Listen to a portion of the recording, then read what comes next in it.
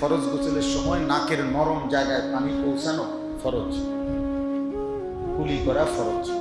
এখন এই নাকের নরম জায়গায়, এই নাক এরকম বাঁকা হয় যে দূর, এর দূরে কয় নরম জায়গা।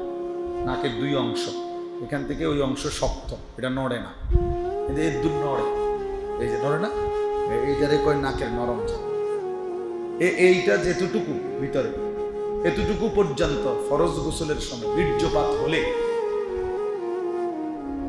ওই ফরজ গোসল করা, এই সময় এই নাকের নরম জায়গায় পানি পৌঁছানো ফরজ। তাহলে এটা অজুর মতো, শুধু খোঁচা করতে দিলে কি,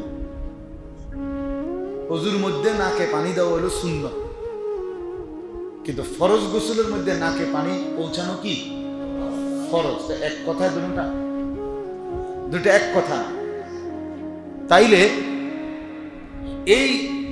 এই নাকের নরম জায়গায় পানি পৌঁছানো ফরজ, যেটা কিভাবে পৌঁছায় আপনি দাঁড় করেন, সে দেখা। এখানে আমরা বালতি আইনা দেখাই, তো তুমি দেখাও নাকের নরম জায়গায় পানি কেমনে পৌঁছায়।